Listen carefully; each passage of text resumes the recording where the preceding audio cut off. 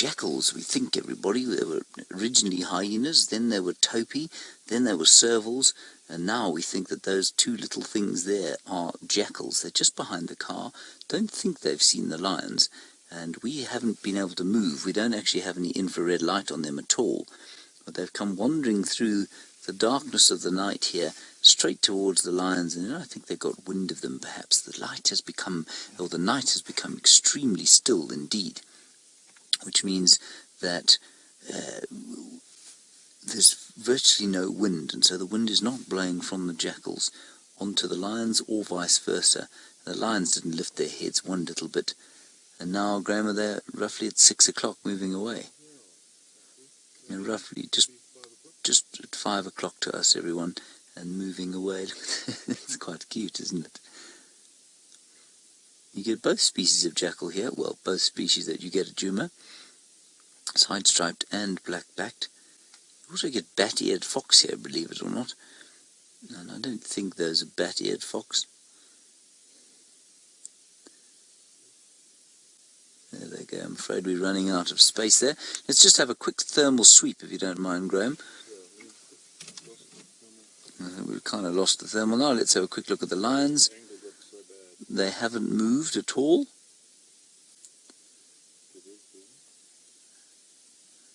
Okay, we can still see the... Oh, that's a hyena, a little bit closer to us now.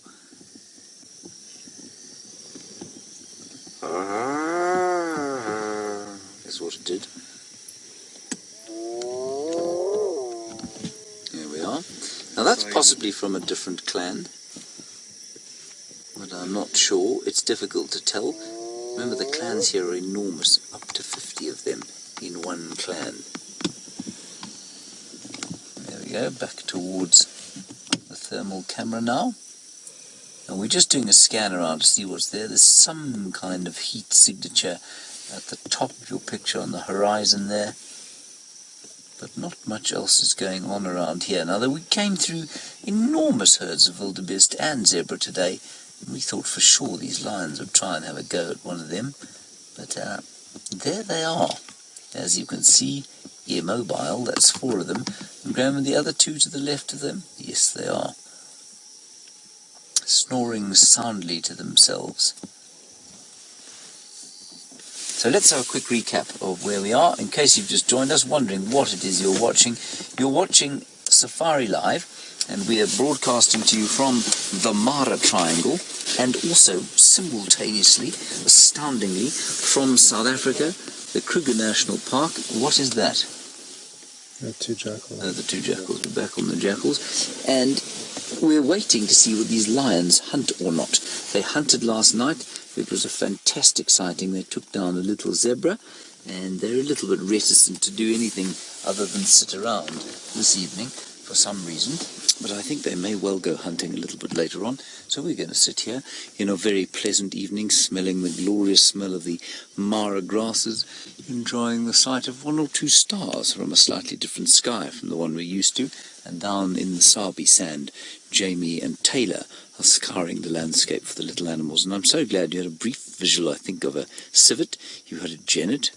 I think there have been a couple of bush babies, definitely a scorpion or 2, a solifuge, a spider, and these are the sorts of things we see at night. And of course, the real highlight would be something like an aardvark down in the Sabi sands. I've only ever seen 1 in that area. Tingana, the male leopard, of course, has eaten many of them. Maybe that's why we don't see them so often. And perhaps even a pangolin. That would be really good to see a pangolin down in the Sabi sand. There could be one here as well. We're going to focus on these lions. The reason we aren't around the place looking for other things, because I've no doubt we could be finding a number of other interesting things around here. But the reason we're waiting with these lions is that we've come here to tell the migration story and to meet new characters. So the migration story, quintessential African wildlife story of wildebeest coming up from the Serengeti into the Mara at this time of the year. 1.4 million of them, 300,000 Thompson's gazelles, 200,000 Grant's zebra, 12,000 eland and various other animals come in and out of this area throughout the year. But during that migration period, of course, they cross the great swirling waters of the Mara River, producing some of the greatest spectacles on planet Earth. And we've come here to tell that story and to meet the lions that thrive off that migration. And this is the pride we've chosen to introduce you to, and I think it's quite nice because it mirrors our own Nkuhumas in many ways. We know that the Nkuhumas have had trouble, well, I mean about, what was it, in June last year, of course, in the winter. I always like the fact that it happened in the winter of 2015. The Birmingham boys came in from the north and they chased off the resident Matimbas. They took over that area, they killed the cubs from the Styx pride, and now they've produced 8 more of their own. It's exactly the same that's happened to this lot over here. They have been recently taken over by 3 males called the Marsh Male Coalition. They've killed 7 cubs apparently, and now these ones are going to have to start again in much the same way that the Nkuhumas and the Styx did. So it's really quite a nice mirror story, and we will see the differences, whether those differences are due to them being up here in East Africa in slightly different conditions, or whether it's just a variation between lion prides and different takeovers. Who knows? It's all just rather fascinating, and it's a great privilege to be out here in the Mara Triangle with them. Jason, a very good question from you. You say, what happens to a coalition of male lions once they have their territory actually taken over by another coalition of male lions? Well, I don't think there's any kind of a definite answer to what happens in any way.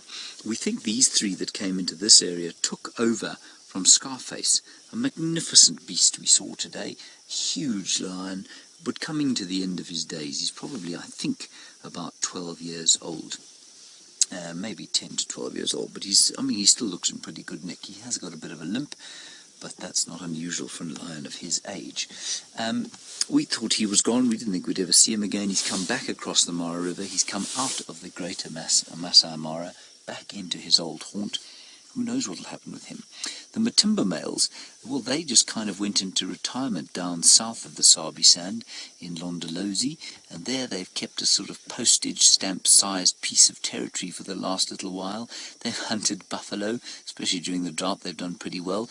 They ate a giraffe that fell over in a pan and couldn't get up again, and they've been living there very comfortably in retirement.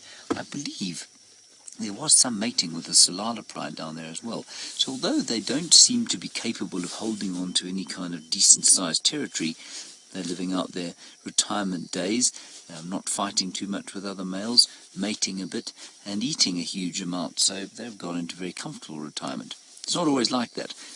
My male like Scarface, he could end up completely on his own, and he'll start to lose condition as he loses mass. Except in this area, of course, he can scavenge a lot more than he can in a place like Djuma. So, in a place like the Kruger Park, all the lion territories are full, and they don't have a huge amount of sort of natural die-off of herbivores. Most of the herbivores there are killed by predators. And so a male lion that's ousted from his territory there normally can't eat very much. A male lion's a very good scavenger, not a great hunter on his own. Often they resort to hunting things like porcupines because they find them in the night and they lose condition very quickly, and then eventually they go to dust, like our old friend Dennis Fitch-Hatton, buried not too far from here on top of the Ulololo escarpment. The case of Scarface, though, is interesting, and I think it's very interesting for any ousted male lion in this particular part of the world, and that's because there is a massive amount of food that is lying on the ground uneaten. We have seen countless carcasses, countless piles of vultures, as I've mentioned before, all over the place here, eating carcasses that have either just dropped dead from boredom or perhaps from starvation, perhaps disease, perhaps fighting, perhaps they've stepped in a hole during the migration and broken a leg and eventually died. Whatever the case may be, lots of stuff has died of natural causes out here, which means for a scavenging male lion unable to hunt and maintain a territory of his own, well, there's still plenty for him to eat, And so I think it's quite an interesting difference. And I suspect you'll find that a male lion might last into retirement here longer than another one. And I also suspect that lions in a coalition or lions in a territory could potentially come back and take their territory back over. Scarface, though, if what we've heard is true, and that he's been ousted by these three, well, then he's not going to be able to take it back from them. They're in pretty good condition. He's not going to fight off three males on his own, I don't think. But let's see. And hopefully we'll be able to come back here and unpack this amazing situation as it unfolds. And it's just such a great joy to be seeing it new and seeing it fresh and learning it together with you. You're wondering about this sort of horrible thing that happens with lions, this thing called infanticide, and why, if the females defend their youngsters against the males. And Jeandre, the answer is sort of. They defend them by taking them away, by trying to keep them away from the males. But when push comes to shove, when physical contact is made, they might try a little bit to keep the males away, but normally I'm afraid what happens is that the males are basically granted access to the cubs, because there's no possible way that the females are big enough to hold the males off, and if they try and fight with the males, they're often killed. And that, of course, is, well, it defeats the purpose of being a mother. It's no good in dying in the defense of your cubs, who will die anyway without you, and you then can't propagate your genes by having more cubs afterwards. So that's why it seems slightly callous sometimes, because we know, of course, human mothers, almost to a woman, will defend their children with their lives, and it's not so out here, interestingly, which I think is quite interesting. And we know, while with these lions are still asleep, aren't they, Jeandre? I can't see them behind me. Yeah. They haven't moved off and started hunting something frantically while we've been talking, have they? Not. Okay. Heads up.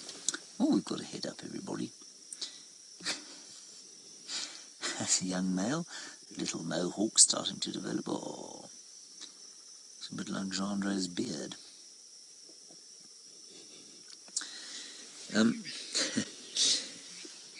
Now, just quickly before we go to Jamie, I don't think she's got anything particular to tell you, so I'm sure whatever it is she'll keep in her mind. There was lots of discussion. Remember when the Birminghams came in about Junior, the youngster of the Nkahuma Pride, and whether or not the lionesses that died when the Birminghams came in died protecting him, trying to keep him away from those male lions. I personally don't believe that to be the case at all. I think that male lions coming into territories often kill females, and I'm not sure that that's what happened at all. So that's interesting and a nice debating point while we wait for these lions to get up and do something. Let's head across to Jamie, get an update from her, and I will probably be right here when you see me next. We've got a hyena, everybody. It's come right around the lions. There, the lion's lifted its head. Can we see the hyena, anybody? It should be at 12. 12 o'clock? Is that 12 o'clock, Jeandre? Yeah, 12 o'clock. There's the hyena. Let's follow it. Let's see where it's going. Maybe it will go and catch a turkey while the lions rest. We will come back to the lions. We don't want to stay too far away from them. Hyena looks a little bit nervous.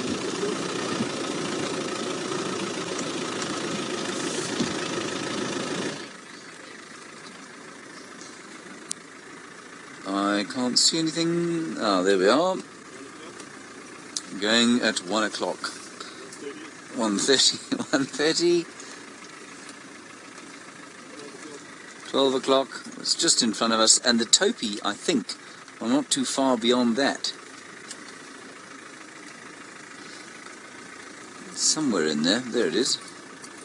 You see it there, everybody? I thought we were getting rather close to it until I realised Jeandre was doing his zoom thing. The spotted hyena traversing the plains of the Mara Triangle. Oh gosh, I've just dropped a whole lot of things. So deeply irritating. Anyway, we're okay. Oh, am I heading the right way, Jeandre? Yeah. 12 o'clock now. What is it doing here? I don't know. I think it's just out foraging. Looks like a male. The males do a lot of foraging on their own. The ladies not so much. They go out, probably do a bit more hunting. Although, there could well be a female. You can see so massively well fed. You see that? Huge fat belly. I tell you that if you're a hyena, this is the place you want to live. A massive amount for them to eat. just going to turn a little bit of light on so that I don't drive into something and write us off entirely at this stage of the game.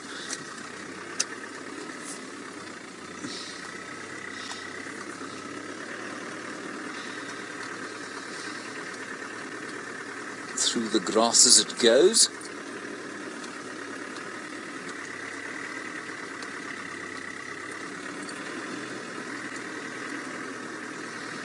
Now, the hyenas of the Mara Triangle and the Mara Serengeti ecosystem, well, they spend a lot of their time actually hunting.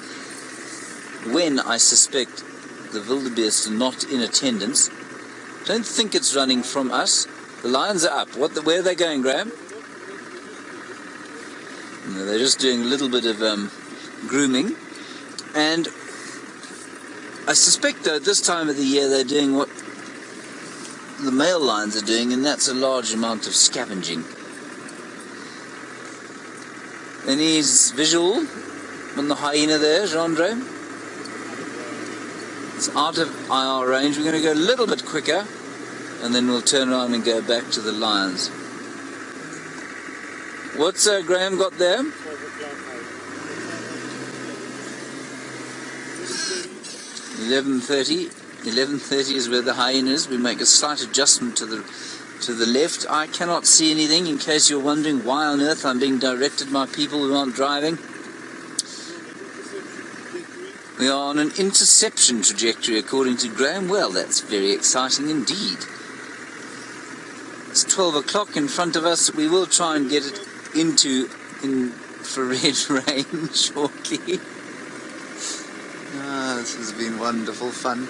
You know, we don't often spend time out in the bush at night just sitting and listening and observing and watching what the animals do. And we know, of course, that they don't always get up and kill things. But we know also that sometimes they do.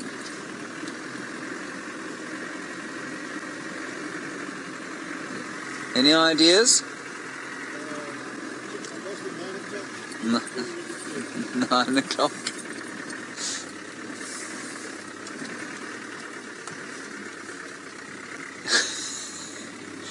Alright, we're going to hit... Whoa! There it is. I can see it.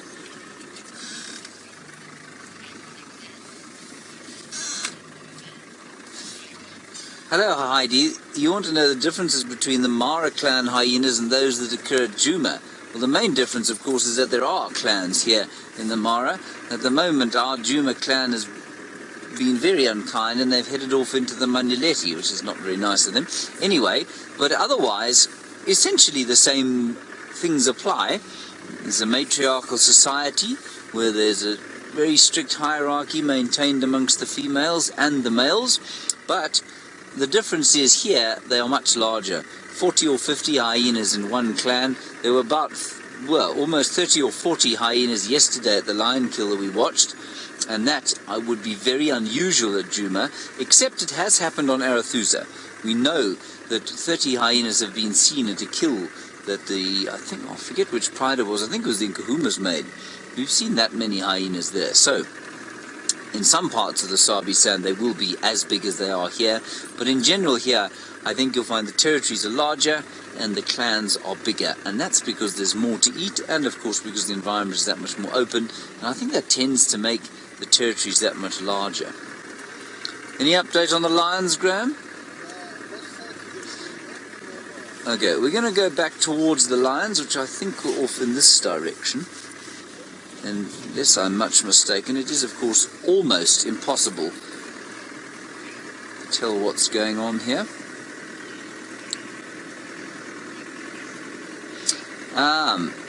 Brendan Morgan, you say, would lions ever hunt hyenas if they were desperate for food? Yes, I believe that they probably would. I'm just putting on some white light so that we can see what's going on here.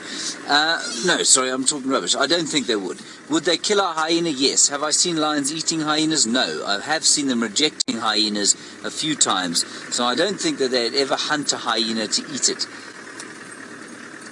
The biggest predator-eating predator, I suppose if you like, is the leopard.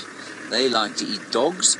Sometimes they like to eat jackals. They eat civets. They eat African wildcats. They eat other leopards sometimes. The rest of the predators are fairly reticent about it. I believe you'd probably find that a lion would eat another lion. I've definitely seen that before, and I think you'd find a hyena eating a lion. Any ideas, chaps? Thermal update? The thermal is broken. That is not good news. In fact, it is very bad news. Now, these lions, I thought, were round about where we are now. It's quite something to lose completely flat cats.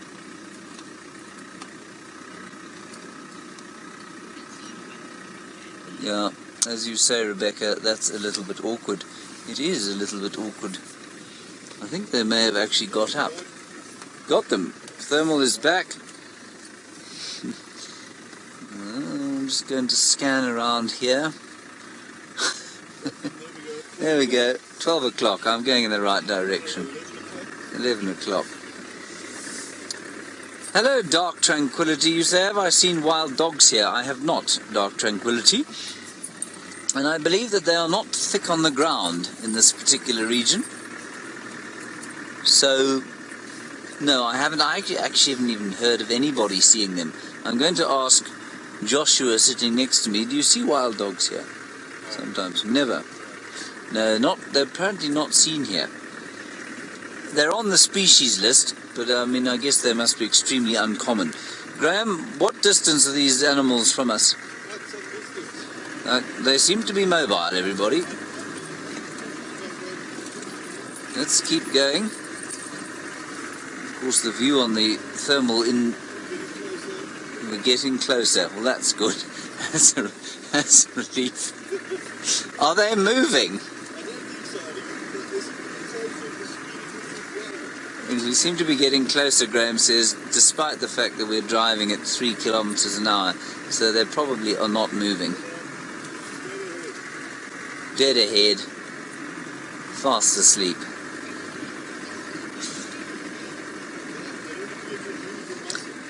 Hello, Miss Lynn. Well, you ask a very great question as we're driving along here. You say, do I miss driving through the monkey orange bushes?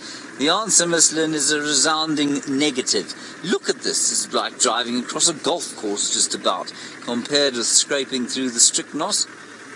No, it's very pleasant to be here. The lions, everybody, have not twitched a muscle. I can see them. Thank you. All 6 of them. I'm not even going to bother to turn off the white light because they're not in the slightest bit disturbed by us.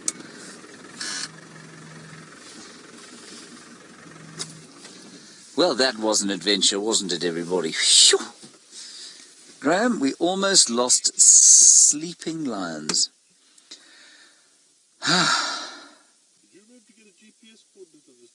I did not remember to get a GPS coordinate of this position. I should chastise myself severely for my, well, intransigence. That's not a word I use often on Safari Live. Intransigence.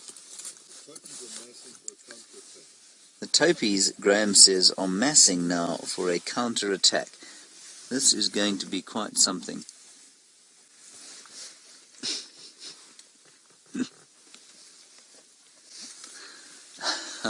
I'm not sure what that means. Oh, there they are. There are the topies, everybody. There are the flat cats. What the topi are doing is anyone's guess. What we do know, however, is that the lions, well, they're sleeping, aren't they?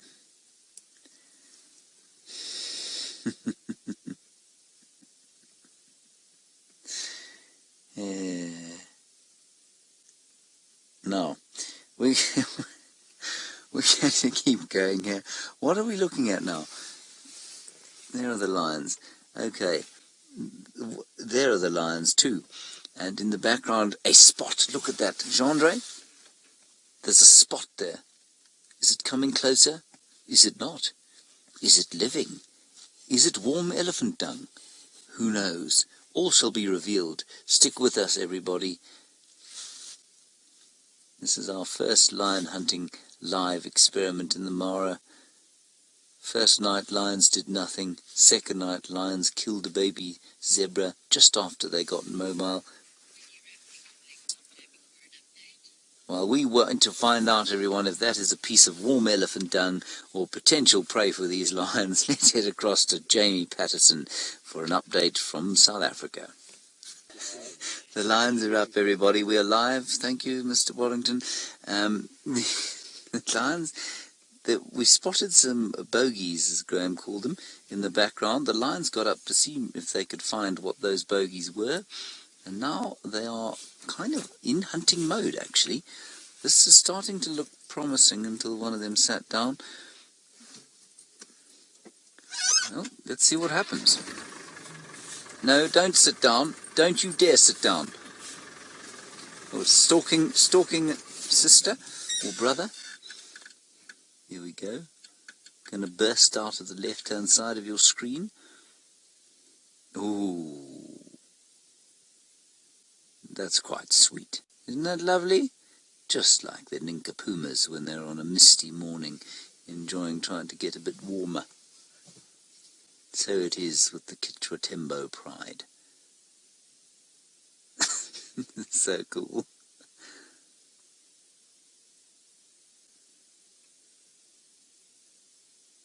There's two females having a little bit of a play. That's very cool. Adults. Even adults get to have fun. Graham's got another bogey. Where's it, Graham? Right here. Very fucking just a few window. I don't know when he's done on the ground. You think? Everybody, we've got a piece of lion dung, warm and steaming. Look at that. Well done. Excellent television this is. Let's keep going. Where are the lions? Is there over there is not helpful? Number 10 o'clock. There they are. I can see them just in the distance there, chasing each other instead of a topi.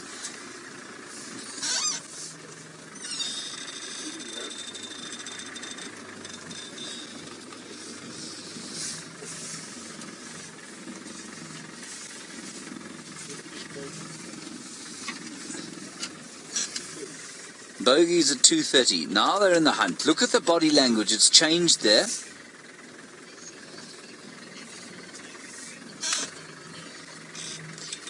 Hello, David Ryan. You say there seems to be more action in the Mara during the day than during the night. In this particular spot, perhaps, David, but no. I mean, all around us there are the herds of animals, and we could have been going to look for them, like I say. We could have been going to look for other lions on the hunt, or perhaps hyenas. But it's difficult to find them. There's no one else around at night. And so that's why we've made the choice to stay with these lions as they go on the hunt. You're coming along with us on a learning journey. We're learning how to watch these things in the night time. We're learning how to follow them hunting without affecting them with this infrared, with the thermal camera. And I just think it's tremendous fun. Oh, big hole. Let's hope we don't disappear into it. Don't want to bury the car just yet. There we go. Body language has changed slightly, I think. Graham, any word on the bogies? By bogies he means unidentified thermal objects, of course. Could be topi. Still at 2:30, but they do seem to be about a pixel wide each, which means they're most of the way to the southern plains of Serengeti, but the lions are heading in their direction. I'm being facetious, of course. I'm exaggerating. They're nowhere near the Serengeti. They're not too far from us here. We'll just ease along with them. Now we're excited. Lions on the hunt. Something going on here, everybody.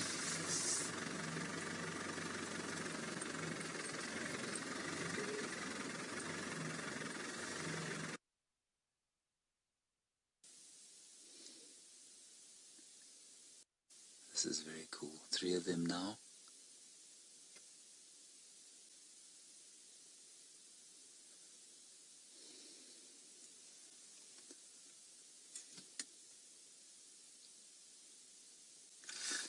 At least, Jeandre, go to the one on the left.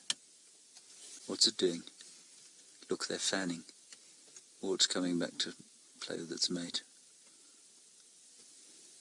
No, they're fanning out here. This be hunting behavior. Young male hanging back, because like most teenage males, he's unable to do anything useful. I was certainly one of those. So he's hanging around, waiting to see what happens. This is fantastic. Now this lioness is heading off to the left. Let's quickly swing to the right and see if we can see the others. There we go. Fanning out to the right. Where's the other one? We've got 5 here. Graham, any idea where the 6th is? Behind us, coming up on the right. That's, could well be the other male. This cat is looking at that herd of turkey there. This one is looking at that herd of turkey over there. And there seem to be a number of herds of topi. They've been identified as. How Graham's managed to identify those things as topi, I don't know. But he wasn't wrong last time. We're going to give it to him this time. Look at them. They are fanning out. Just going into stalk mode now.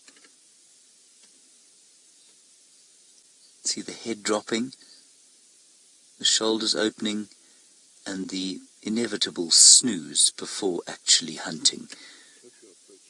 Yeah, topi are coming towards us. Jeandre, we need to go back infrared, I'm afraid, onto those lions so that we can see exactly what they're doing.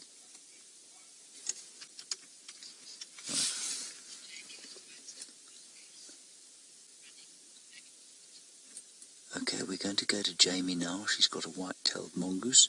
We'll see what happens with this hunt. Right, everybody, we've got a real hunt going on here. It's the same lioness. Now, this is how we want to tell the story, of course, of these lionesses and the 2 young males.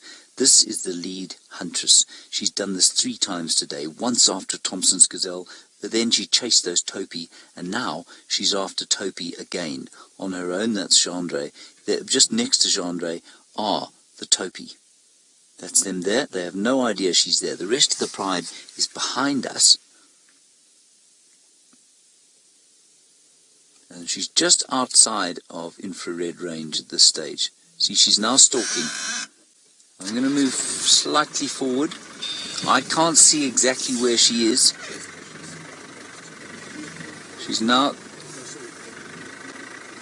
She's at 10 o'clock, so we're just going to keep sneaking forward. There she is. You can just see at the edge of the infrared range there.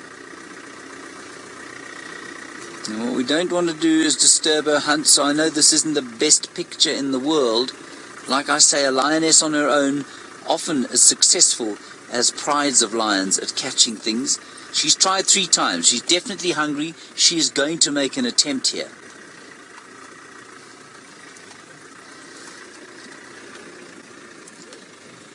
Don't know where the rest of them are. Lost her in the IR there. Graham, where is she? Just trying to find her. We got her there. Where is she, Graham? 10 o'clock still. So the camera is looking in her direction exactly. We're just a little bit behind her.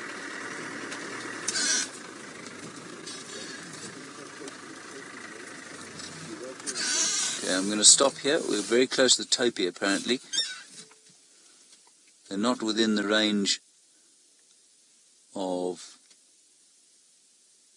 the infrared just yet. So those are the topi you were looking at there. Jeandre is just panning around. Oh, it's not Jeandre, it's Graham panning around. Other lions nowhere to be seen. There, that's them behind us. They are moving along, but they're quite a long way behind. I'm just going to move quickly. Sorry about that jiggly picture. There she is. And the topi are?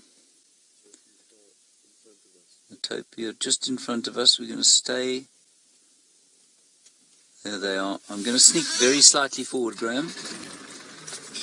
Jeandre, can we have full infrared in front, just so as soon as we get vague flicker of the topi eyes, are we in full zoom there?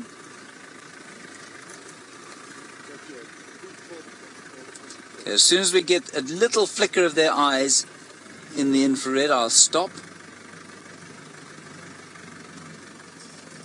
She's not chasing yet, I don't think. Graham, if you were to give an estimate of how close you think those topi are, what would you say?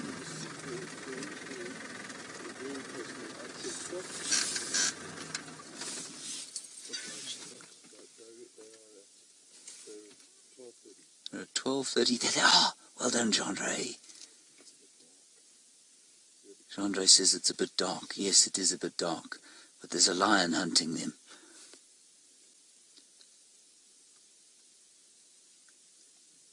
Oh, where's the lioness? She's moving in from the side. We can't see her yet in the infrared. There she is. That's just her. That's that little speck of light there.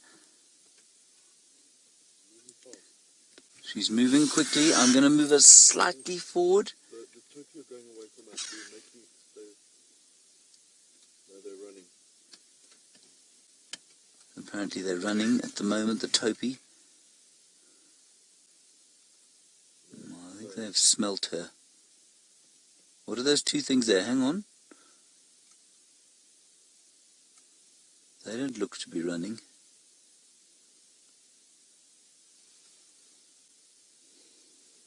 They're just going back to try and find the lioness. There she's still coming for them. She's still stalking them. So she's just out of the range of our infrared. Gee, this thermal camera is amazing, isn't it? Can you imagine trying to do this without the thermal camera? It'd be almost impossible. One of them's looking that way, but I don't think that they're not moving away with huge enthusiasm.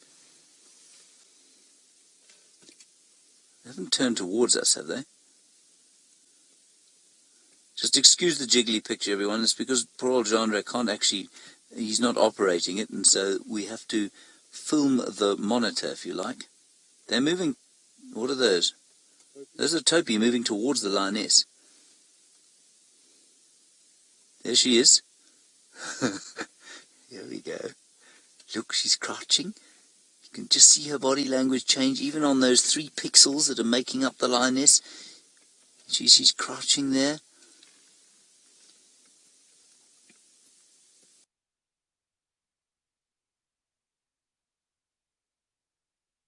Some more topi. They're not the same topi, though. There are 2 others coming this way. They've got no idea there's a lioness. There they are. They're just not both in range yet. Okay, what I'm doing, everyone, we're going to wait here and see what happens. The topi are walking straight towards her.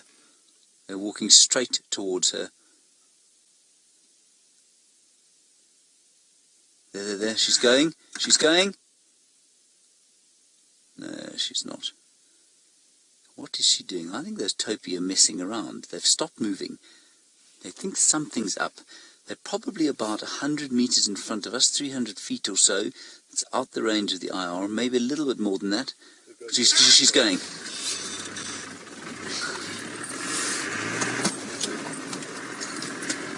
Jeandre, I think we must lift up.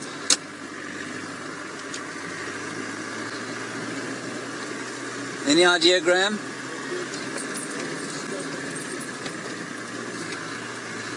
Hold on, everyone.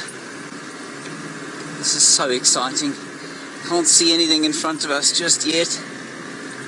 Any idea on the thermal?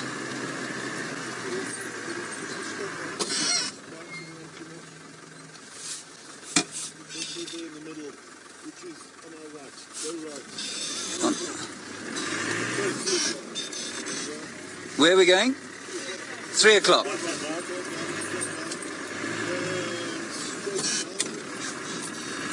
So they're staying straight now, everyone. I know you can't hear exactly what's going on.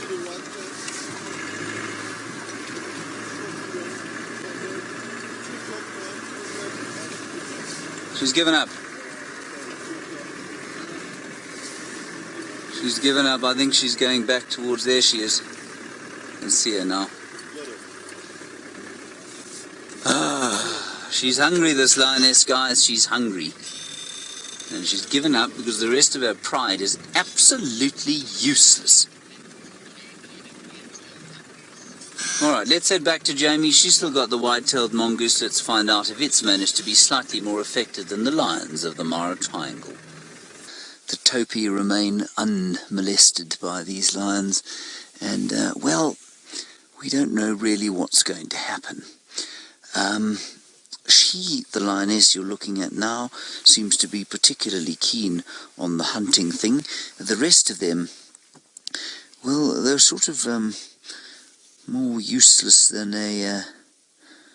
well, I'm not sure how to describe how useless they are, but they're not particularly useful. They haven't made one attempt to help her go off and hunt. They've sat back and done nothing. We've lost 2 of the cats now, and we're just looking at the one. 3 of them are behind her, but we're not really sure. She's definitely after something, and we think she probably will kill at some stage tonight.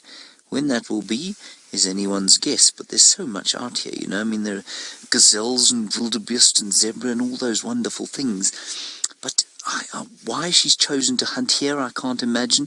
She seems to have been doing some strange things, like moving quite a lot with the wind, although that is what they did yesterday evening when they caught that zebra, so I'm not sure why she's done that, but no one really knows. There were vast herds of wildebeest that came back into the Mara Triangle today and yesterday as a result of those rains. So, I mean, compared with yesterday, even though yesterday there was a huge amount of food around, today there is, well, probably 10 times the amount, and they've come straight away from it almost, which is very strange, slightly frustrating, and it's only frustrating because it's so completely unpredictable.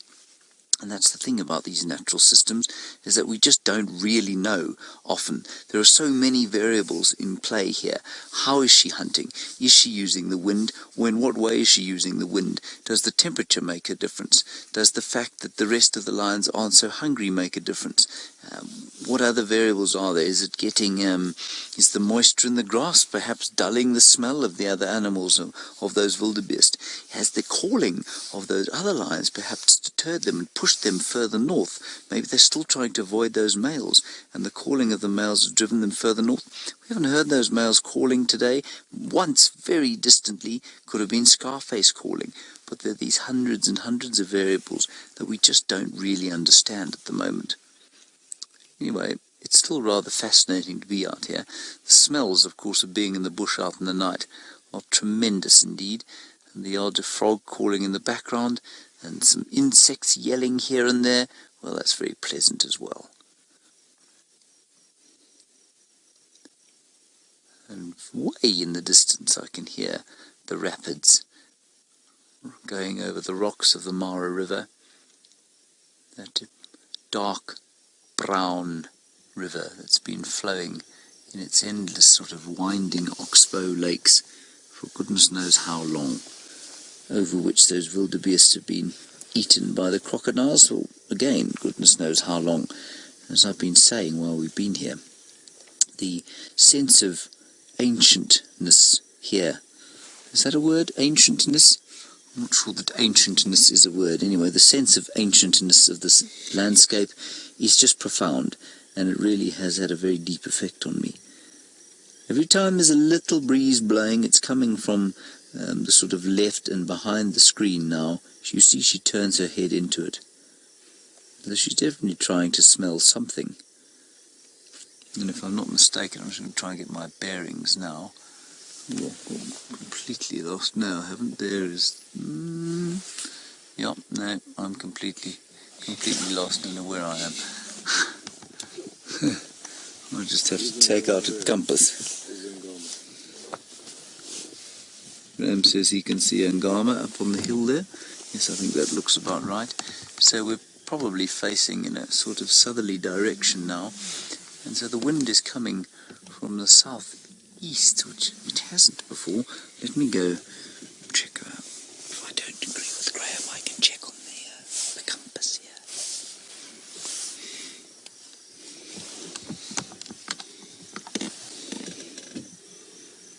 He's right, unfortunately. But he can't hear me whispering, so I won't say anything. I'll just say that I knew it was Ankama where we're staying. So, the wind is indeed coming out of the north, not southeast. It's coming from the north. Good. Well, I'm glad we've established that. That's relatively consistent, I suppose, for what it has been doing. You just get out of the way so you can now look at the lion.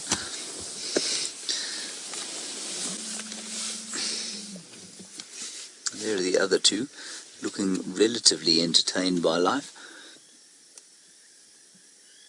Oh, gosh, I must say, I'm reminded of a story I was told once by my good friend Alex, and he used to guide down the Sabi Sand, and he had some guests that used to come through every year. And while these people were very sweet and they loved him very much and they wanted him to sort of, I mean, they didn't have kids, so they kind of adopted him as their South African child, I suppose. And they used to come out for sort of 10 days or 12 days at a time. And every time they came out, they'd say, well, let's go out all night tonight and follow a leopard the whole night. And let's see what she does.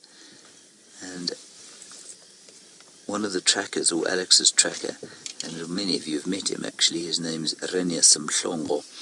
And the great Renia Samhlongo said to Alex, a leopard sleeps a lot at night. He says, I don't think you these guests want to actually go out and watch a leopard sleeping.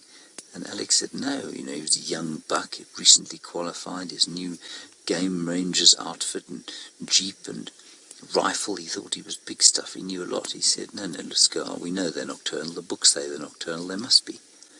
Well, he says they went out that night, and that leopard slept for more than 10 hours of the darkness that they had there.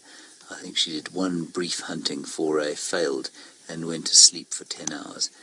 And this has kind of reminded me of what we're doing here. But we're learning. We're learning these lions, we're learning their methods, we're learning their special kind of interactions, and we've already got a character here, and she is the huntress in this pride. I wouldn't say from that sort of infrared picture that we're going to get to a stage where we can name her tonight, but I think tomorrow we should definitely make an effort to find which lioness she is and give her a name, because she seems to be the leader of this pride.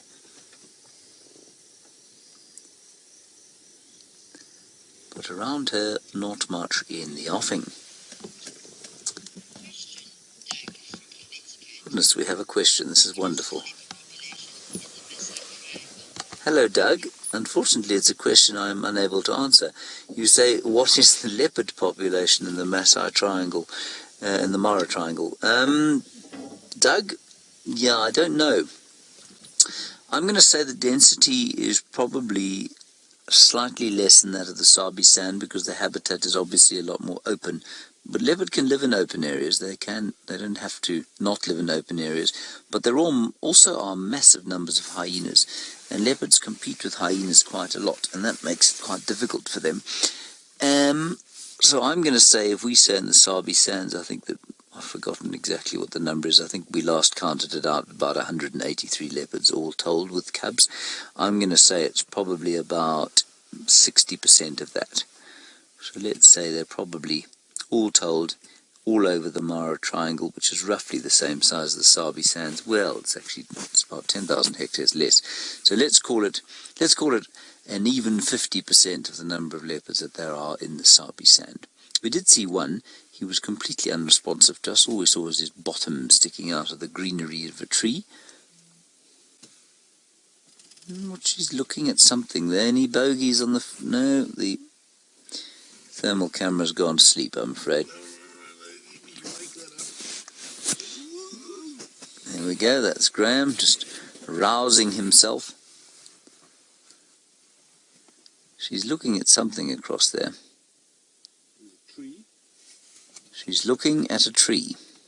There is something, there's a herd, but it is so far away. There is a herd apparently many kilometers away. But it looks big, I must admit.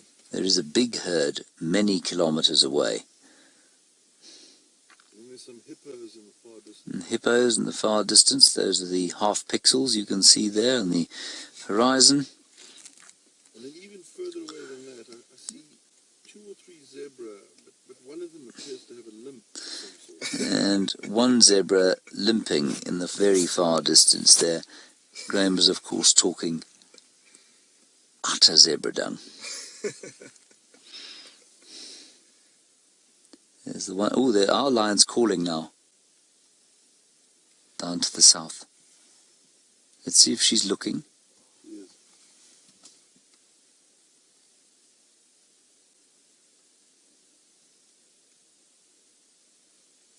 These lions have been silent now for 3 nights. Completely silent. That's not surprising. They don't want to attract the attention of the males. If they kill, they're going to eat, leave the carcass and go away. They don't want to be around those males anymore. In fact, lionesses seldom want to be around the males because all they do is steal the food and create a stink about the place. So unless they're wanting to mate, they just don't hang around the lions for very long.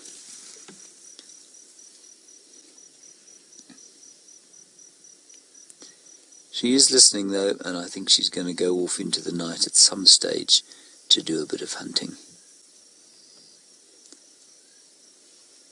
Alternatively, she may go to sleep for the next 10 hours. I'm slightly disconcerted as to where the rest of the pride are, so we're going to do one more scan around. So let's have a scan on the thermal. Yeah, I think I found them. There they are. Is that all of them? No. There's 3 there lying 3 there. In the distance are 2 more. On the distance, 2 more. Far there. Are they doing anything? Well, they look like they're a little bit... One of them's grown from 1 to 2 pixels. So. That's very impressive. One is now 3 pixels in extent, everybody, which means they're probably coming closer. That's called blue shift, if you like. Ooh, hang on. Ooh.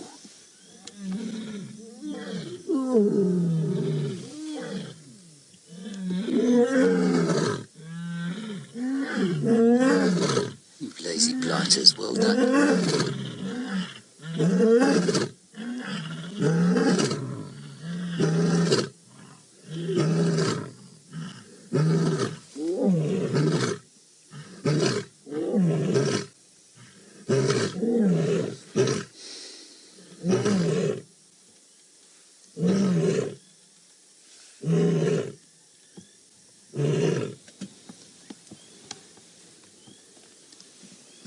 Well, that seemed to have been initiated by the pixels on approach.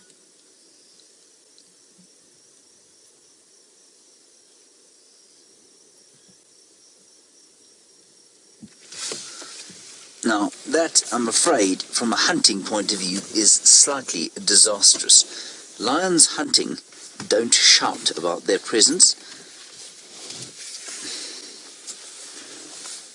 Right, I think let's wait for them to reunite, and then we might decide to call it quits for the night.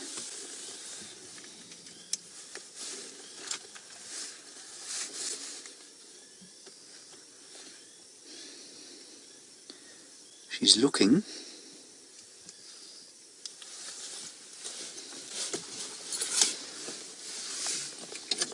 She's going towards the pixels. No, she's not. She's going towards... Yes, she is.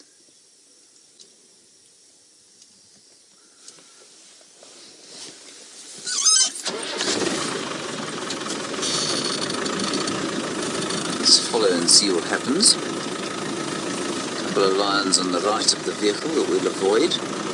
Not to disturb them, you know. They've had a very tough night. Doing absolutely bog-all. Here we have a meeting taking place.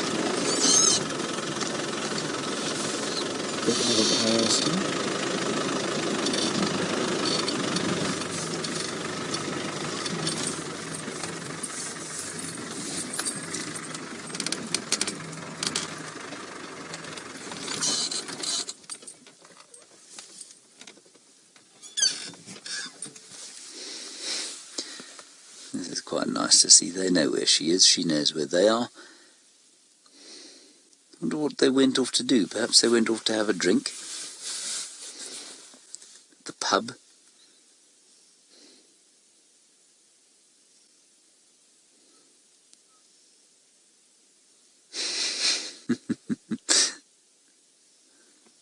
That's so cool.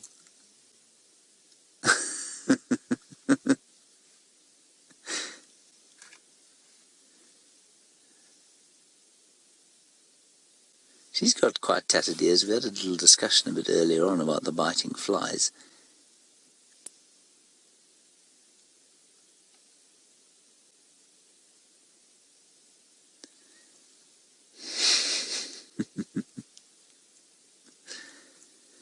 If they lie down, we're going to can it, everyone.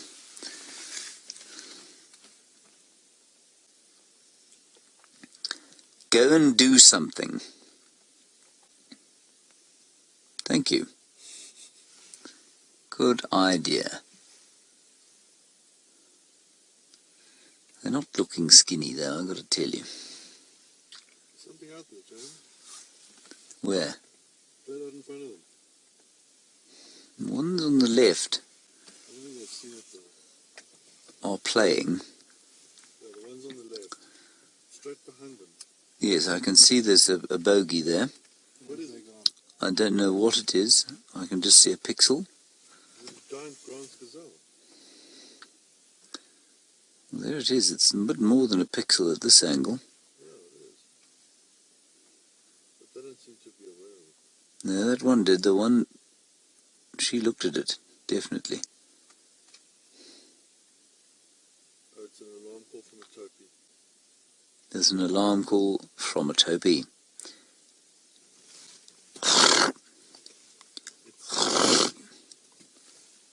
It's seen them, and now you all have seasickness. Oh, we're looking sorry. Sorry, I'm going to come back really quickly. Sorry, apologies. Much seasickness, apparently from the final control. Sorry, I wasn't aware. Girls, you must bring bags next time.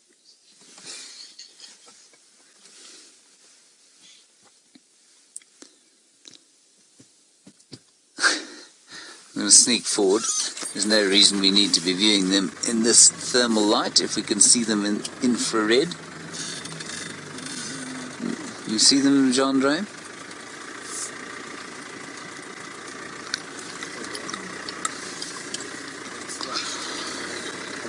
Oh, is that them?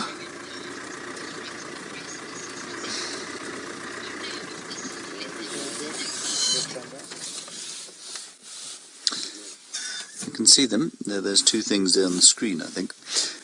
Paul, you say, the lions roaring at night must really rattle the bones of the prey, and you wonder if they don't roar to warn them that they're coming, or to let them know they're not hunting. I don't think they do that on purpose, but I absolutely think that that serves the purpose. And when they do roar, it's, I think, rather than chilling the bones of their prey, I think it's actually quite a relief. The prey know that there's not something coming out of the darkness towards them. They can hear the lions are calling, and they know that that's where one set of predators is, and so, well, they should probably avoid that area. So that's what I think happens when they roar, Paul.